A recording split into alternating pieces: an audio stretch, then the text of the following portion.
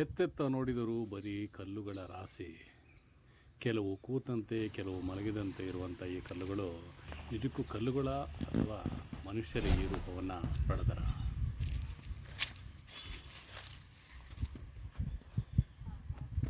ಭೂತರಾಯರ ದಿವ್ಯ ಸಾನ್ನಿಧ್ಯದ ಮುಂದೆ ಕಲ್ಲುಗಳ ದಿಬ್ಬಣವೇ ಸಾಲುಗಟ್ಟಿ ನಿಂತಂತಿದೆ. ಇಲ್ಲಿ ಶ್ರೀ ಕ್ಷೇತ್ರ ಹುಂಚಕ್ಕೆ ಹೋಗುವಾಗ ಸಿಗುವಂಥ ಈ ವಿಸ್ಮಯಕಾರಿ ಜಾಗ ನಿಮ್ಮನ್ನು ಮತ್ತೊಂದು ಲೋಕಕ್ಕೆ ಕರೆದೊಯ್ಯುತ್ತೆ.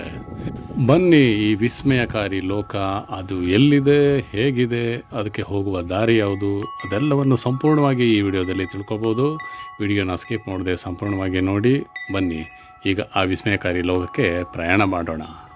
ನಮ್ಮ ಕರುನಾಡಿನಲ್ಲಿ ಮನಮೋಹಕ ಸ್ಥಳಗಳು ಎಷ್ಟಿವೆಯೋ ಅಷ್ಟೇ ವಿಸ್ಮಯಕಾರಿ ಸ್ಥಳಗಳು ಕೂಡ ಇವೆ. ಅಂಥದ್ದೊಂದು ವಿಸ್ಮಯಕಾರಿ ಸ್ಥಳ ಅದೇ ದಿಬ್ಬಣಗಲ್ಲು. ಇದು ಶಿವಮೊಗ್ಗ ಜಿಲ್ಲೆಯಲ್ಲಿ ಬರುತ್ತೆ.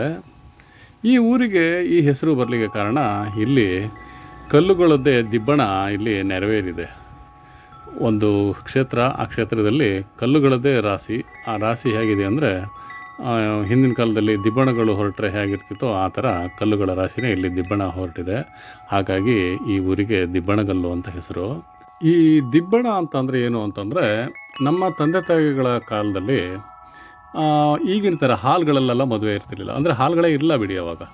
ಹಾಗಾಗಿ ದೊಡ್ಡ ದೊಡ್ಡ ದೇವಸ್ಥಾನ ಅಥವಾ ದೊಡ್ಡ ದೊಡ್ಡ ಮಠಗಳಿದ್ದರೆ ಆ ಮಠಗಳಲ್ಲಿ ಗಂಡು ಮತ್ತು ಹೆಣ್ಣಿನ ಕಡೆಯವರು ಹೋಗಿ ಸೇರಿ ಅಲ್ಲಿ ಮದುವೆ ಆಗ್ತಿದ್ರು. ಅಥವಾ ಹಾಗೇನಾದರೂ ವ್ಯವಸ್ಥೆ ಇಲ್ಲ ಅಂತಂದರೆ ಗಂಡಿನ ಮನೆಯಲ್ಲಿ ಹೆಚ್ಚಿನ ಪಕ್ಷ ಮದುವೆಗಳು ಆಗ್ತಾಯಿದ್ವು ಹೆಚ್ಚಿನ ಇದ್ರುಗಳಲ್ಲಿ. ಆ ಗಂಡಿನ ಮನೆಗೆ ಹೆಣ್ಣಿನ ಮನೆಯವರು, ಹೆಣ್ಣು ಮತ್ತು ಹೆಣ್ಣಿನ ತಂದೆ ತಾಯಿಗಳು ಹಾಗೆ ಅವರ ಕುಟುಂಬಸ್ಥರು ಎಲ್ಲರೂ ಸೇರಿ ಹೋಗುವಂಥ ಆ ಒಂದು ಹೋಗ್ತಿದ್ದಂಥ ಸಮೂಹಕ್ಕೆ ದಿಬ್ಬಣ ಅಂತ ಹೆಸರು. ಈಗಿನ ಜನ್ರೇಷನ್ನವ್ರಿಗೆ ಅದೆಲ್ಲ ಗೊತ್ತಿಲ್ಲ. ಹಾಗಾಗಿ ದಿಬ್ಬಣ ಅಂದರೆ ಅದರ ಅರ್ಥವೇ ಏನೋ ಗೊತ್ತಿಲ್ಲ. ಹಾಗಾಗಿ ಒಂದು ವಿವರಣೆ ಕೊಟ್ವಿ ನಾವು. ಹೀಗೆ ದಿಬ್ಬಣ ಹೊರಡ್ತಾಯಿತ್ತು.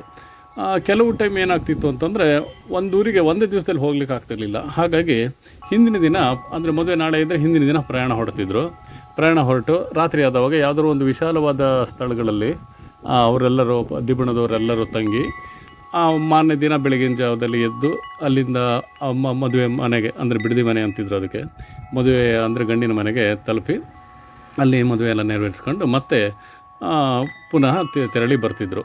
ಹಾಗೆ ಇದು ಒಂದು ಸಂಪ್ರದಾಯ, ಇದು ರೂಢಿ ಆವಾಗಿನ ಕಾಲದಲ್ಲಿ ಇತ್ತು. ತುಂಬ ಕೆಲವೇ ವರ್ಷಗಳ ಹಿಂದೆ, ಒಂದು 50 ವರ್ಷದ ಹಿಂದೆ ಈ ಥರನೇ ಇತ್ತು ಎಲ್ಲ. ಈಗಿನ ಥರದ ವಾಹನ ವ್ಯವಸ್ಥೆ ಆಗಲಿ ಅಥವಾ ಹಾಲಿನ ವ್ಯವಸ್ಥೆ ಆಗಲಿ ಏನೂ ಇಲ್ಲದಂಥ ಕಾಲದಲ್ಲಿ ಆ ಥರ ಮದುವೆ ಒಂದು ಜನರ ಸಮೂಹಕ್ಕೆ ದಿಬ್ಬಣ ಅಂತಿತ್ತು. ಹಾಗೆಯೇ ಈ ಕ್ಷೇತ್ರದಲ್ಲಿ ಒಂದು ವಿಶಾಲವಾದ ಪ್ರದೇಶ ಇದೆ. ಅಂದರೆ ಭೂತರಾಯರ ಒಂದು ಸನ್ನಿಧಾನ, ಅದರ ಮುಂದೆ ವಿಶಾಲವಾದ ಪ್ರದೇಶ. ಆ ಪ್ರದೇಶದಲ್ಲಿ ಆಗಿನ ಕಾಲದವರು ಹಾಗೆ ದಿಬ್ಬಣ ಬಂದವರು ಹೆಚ್ಚಿನ ಪಕ್ಷ ಈ ಕ್ಷೇತ್ರದಲ್ಲೇ ಇಲ್ಲಿ ಒಂದು ನೀರಿನ ವ್ಯವಸ್ಥೆನೋ ಅಥವಾ ಇರೋದಕ್ಕೆ ಎಲ್ಲ ವ್ಯವಸ್ಥೆ ಚೆನ್ನಾಗಿರೋದ್ರಿಂದ ಇಲ್ಲಿ ಅವರು ದಿಬ್ಬಣ ತಂಗಿ ಇಲ್ಲಿ ರಾತ್ರಿಯನ್ನು ಕಳೆದು ಮಾರನೇ ದಿನ ಇಲ್ಲಿಂದ ಎದ್ದು ಮದುವೆ ಮನೆಗೆ ಹೋಗ್ತಿದ್ದಂಥ ಒಂದು ಪರಿಪಾಠ ಇತ್ತು. ಹಾಗೆ ಬಂದ ಒಂದು ದಿಬ್ಬಣವೇ ಇಲ್ಲಿ ಕಲ್ಲಿನ ರೂಪ ಪಡೆದು ನಿಂತಿರಬಹುದು ಅನ್ನುವಂಥದ್ದು ಇಲ್ಲಿನ ಒಂದು ದಂತಕತೆ. ಇದು ನಿಜವಾ ಅಥವಾ ಕಲ್ಪನೆಯ ಅಥವಾ ಜನರ ಬಾಯಿಂದ ಬಾಯಿಗೆ ಹರಿದು ಬಂದ ಒಂದು ದಂತಕತೆಯ, ಅದ್ರ ಬಗ್ಗೆ ಇಲ್ಲಿನವರಿಗೆ ಸ್ಪಷ್ಟತೆ ಇಲ್ಲ. ಆದರೂ ಈ ಜಾಗ ಮಾತ್ರ ತುಂಬ ವಿಸ್ಮಯಕಾರಿ, ಹಾಗೆ ಭಕ್ತಿಯನ್ನು ಕೂಡ ಮೂಡಿಸುವಂಥ ವಿಶಿಷ್ಟವಾದ ಕ್ಷೇತ್ರ. ಈ ಕ್ಷೇತ್ರದಲ್ಲಿ ಶ್ರೀ ಭೂತರಾಯರ ದಿವ್ಯವಾದ ಒಂದು ದೇವಸ್ಥಾನ ಇದೆ. ಆ ದೇವಸ್ಥಾನದ ಮುಂದೆನೇ ತ್ರಿಶೂಲಗಳ ರಾಶಿ, ಅದು ಭಕ್ತಾದಿಗಳು ತಮ್ಮ ಹರಕೆ ರೂಪದಲ್ಲಿ ಸಲ್ಲಿಸಿರುವಂಥದ್ದು. ಹಾಗೆಯೇ ಅದರಿಂದ ಸ್ವಲ್ಪ ಮುಂದೆ ಬಂದರೆ ನಿಮಗೆ ನಾಗದೇವರ ದಿವ್ಯ ಸನ್ನಿಧಾನ ಸಿಗುತ್ತೆ.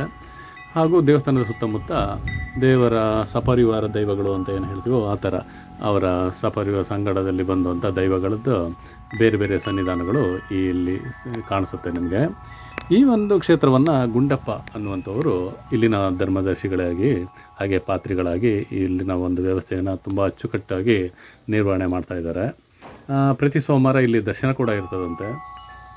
ಇಲ್ಲಿನ ಸುತ್ತಮುತ್ತ ಗ್ರಾಮಸ್ಥರಿಗೆ ಏನೇ ತೊಂದರೆ ಆದರೂ ಅದಕ್ಕೆ ಕ್ಷಿಪ್ರಗತಿಯಲ್ಲಿ ಅತ್ಯಂತ ಸ್ಪಷ್ಟವಾಗಿ ಪರಿಹಾರ ನೀಡುವಂಥ ಪುಣ್ಯಕ್ಷೇತ್ರ ಆಗಿ ಈ ಕ್ಷೇತ್ರ ತುಂಬ ಪ್ರಚಲಿತ. ಈಗ ನೀವು ಏನಾದರೂ ಈ ಕ್ಷೇತ್ರಕ್ಕೆ ಬರಬೇಕು ಅಂದರೆ ಶಿವಮೊಗ್ಗದಿಂದ ಹೊಸನಗರಕ್ಕೆ ಬರುವಂಥ ಬಸ್ಸುಗಳನ್ನು ಏರಿ ರಿಪ್ಪನ್ಪೇಟೆ ನಂತರ ಹುಂಚ ಕ್ರಾಸ್ ಸಿಗುತ್ತೆ. ಹುಂಚ ಕ್ರಾಸ್ನಲ್ಲಿ ಇಳ್ಕೊಂಡು ಒಂದು ಪಕ್ಷ ನಿಮ್ಮ ಸ್ವಂತ ವಾಹನ ಇಲ್ಲ ಅಂತಂದರೆ ಅಲ್ಲಿಂದ ರಿಕ್ಷಾದಲ್ಲೋ ಅಥವಾ ಒಂದು 10 ನಿಮಿಷದ ನಡಿಗೆಯ ದಾರಿ, ಒಳ್ಳೆಯ ವಿಶಾಲವಾದ ಟಾರ್ ರೋಡ್ ಇದೆ, ಹಾಗಾಗಿ ಆರಾಮ್ಸೆ ಬರ್ಬೋದು ನೀವು.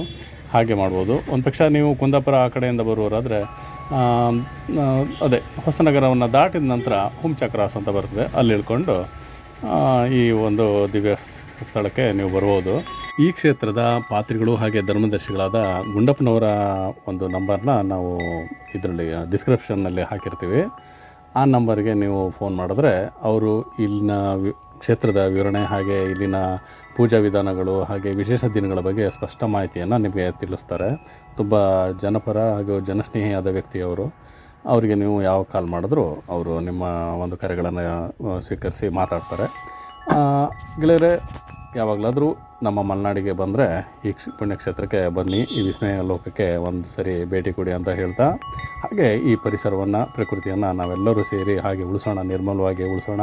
ಹಾಗೆಯೇ ನಮ್ಮ ಮನೆ ಸುತ್ತಮುತ್ತ ಆದಷ್ಟು ಗಿಡ ಮರಗಳನ್ನು ಎಲ್ಲೆಲ್ಲಿ ಖಾಲಿ ಜಾಗ ಇದೆಯೋ ಅಲ್ಲೆಲ್ಲ ನಟ್ಟು ಗಿಡ ಮರಗಳನ್ನು ನೆಡೋದ್ರಿಂದ ಮಾತ್ರ ಈ ಭೂಮಿಯ ತಾಪಮಾನವನ್ನು ನಾವು ಕಮ್ಮಿ ಮಾಡ್ಬೋದು. ಅದನ್ನು ಬಿಟ್ಟು ಎಲ್ನಿನೋ ಅಂತನೋ ಇನ್ನೊಂದೇನೋ ಅಂತ ಹೆಸರು ಕಟ್ಕೊಂಡು ಅದು ಮುಂದಿನ ವರ್ಷ ನಿಲ್ಲುತ್ತೆ ಅಂದರೆ ಅದು ನಿಲ್ಲಲ್ಲ. ಪರಿಸರ ಹಾಳು ಮಾಡಿರೋರು ನಾವೇ ಸರಿ ಮಾಡಬೇಕು. ಹಾಗಾಗಿ ಆದಷ್ಟು ಗಿಡ ಮರಗಳನ್ನು ನೆಡೋಣ. ಹಾಗೆ ಇಂಥ ಪುಣ್ಯಕ್ಷೇತ್ರಗಳನ್ನು ಆದಷ್ಟು ಹೆಚ್ಚು ಭೇಟಿ ಮಾಡೋಣ. ಹಾಗೆ ಆ ಕ್ಷೇತ್ರಗಳ ಪಾವಿತ್ರ್ಯತೆಯನ್ನು ಕಾಪಾಡೋಣ ಅಂತ ಹೇಳ್ತಾ ಈ ವಿಡಿಯೋನ ಮುಗಿಸ್ತಾ ಇದ್ದೀವಿ. ಮುಂದಿನ ವಿಡಿಯೋದಲ್ಲಿ ಮತ್ತೆ ನಿಮ್ಮನ್ನು ಭೇಟಿ ಆಗ್ತೀವಿ. ಅಲ್ಲಿವರೆಗೂ ಧನ್ಯವಾದ. ಜೈ ಹಿಂದ್, ಜೈ ಕರ್ನಾಟಕ.